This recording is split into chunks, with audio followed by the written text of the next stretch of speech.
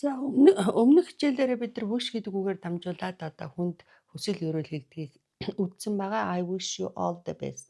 Би одоо хамгийн сайн сайх бүгдийг чамд хүсье гэд. Гэтэл I wish гэж байгаа дараас нь өгүүлэгдэхүүнтэй өгүүлбэр ороод ирэхээр энэ маань бол хүсэл ерөөл гэхээс илүүтэй одоо мордойч болоосаа гэд бид нар ярьдаг шиг ийм хүүхдийн гинэн одоо ийм хүсэл мөрөөдөл шиг ийм өгүүлбэр үсэд ирдэг. Тухайлбал одоо цагийн өнгөнөөс юмыг хүсэх юм бол I wish гэж яагаад жирийн өнгөрсөн цагийн өгүүлбэр хэрэгэлдэг. I wish I had a horse гэж. Одоо цагийн өнгөнөөс би морьтойч болоосоо гэж. Гэтэл өнгөрсөн цаг дээр бол I wish I had a horse yesterday гэж. During the race. За тэгвэл одоо энэ өнгөрсөн дэх юмыг одоо хүсэж мөрөөдөх юм бол төгс өнгөрсөн цагийг ашигладаг. Эхний хайд нь болохоор төгс өнгөрсөн цагийн туслах, дараагийнх нь болохоор эзэмшил илэрхийлдэг having 3 дугаар хэлбэр. Тэгээд had гэж 2 удаа хэлэхээс өөр арга байхгүй. Тэгээд орчуулахаараа өчтөр уралдааны үеэр надад морь байсан ч болоосоо гэж илэрхийлж байгаа. За жишээ авъя. I wish I spoke. Жирийн өнгөрсөн цаг дээр ярьж шít. English fluently. Би англиар чөлөөтэй ярьдаг ч болоосоо гэж. За тэгээд өнгөрсөн дээр I wish I had spoken English yesterday when a foreigner asked me a question. За өчигдөр тэрний гадаад хүн надаас одоо асуулт асуухад би англиар чөлөөтэй ярьдаг байсан ч болоосоо гэж байгаа учраас had spoken гэж ярьж байгаа.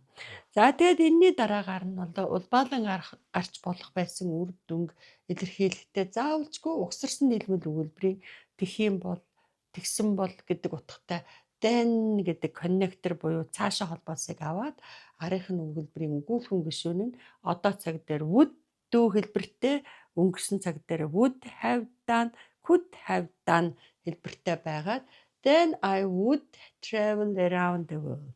Тэгвэл одоо ингээд дэлхийг тарж аялахгүй юу гэд. Өнгөрсөн дээр then I would have helped the tourists. Тэгсэн бол би тэр жуулчинд одоо тусалж чадах байлаа шүү дээ гэвэл could have helped, болох байлаа шүү дээ гэвэл would have helped гэж тусалж чадаагүй хүний мөрөөдөл юм байна. I wish I had a large amount of money. Одоо цаг дээр ирж шít. Надад их хэмжээний мөнгө байдаг ч болоосаа then гэх юм бол I would buy all of these books. Тэгвэл энэ бүх номыг худалдаж авахгүй юу гэд. I wish I had a large amount of money. Then I could have bought all the books that were sold at the book festival. За тэгээд өчигдөр надад одоо их хэмжээний мөнгө байсан ч болоосаа тэгсэн бол одоо номын баяр дээр зарагдаж исэн бүх номуудыг худалдаад авчиж болох байлаа шүү дээ гэж ингэж илэрхийлж байна. За энэ to be-гийн тухайдад бол I wish I were a man. За энэ бодит биш одоо хүсэл мөрөөдлийг илэрхийлэхэд to be-гийн өнгөрсөн цагийн was, were хоёроос was-ийн огт хэрэглэхгүй бүх бие дээр were-ийг хэрэглэнэ. Тэгээ одоо би эрэгтэй хүн ч болоосаа даа гэж. Then I would participate at all wrestling competitions. Тэгвэл одоо энэ бүхий барилдаануудад оролцохгүй юу гэж. Гэтэл I wish I had been a man yesterday during the wrestling competition. Өчигдрийн одоо энэ бүхий барилдааны тэмцээний үеэр би эрэгтэй хүн байсан ч болоосаа гэвэл had been болгож өөрчилж байгаа.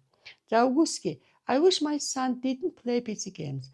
Миний хүү одоо цахим тоглоом тоглодоггүй ч болоосаа да. Then гэх юм бол he would pay much attention to his study. Тэгвэл одоо хичээл сурлаганд их анхаарал хандуулж болох юм байгаа юм гэд. За гэтэл энэ дээр I wish he hadn't played PC games during the exam. За тэр одоо энэ шалгалтын үеэр цахим тоглоом тоглоогүй байсан ч болоосоо тэгсэн бол тэр одоо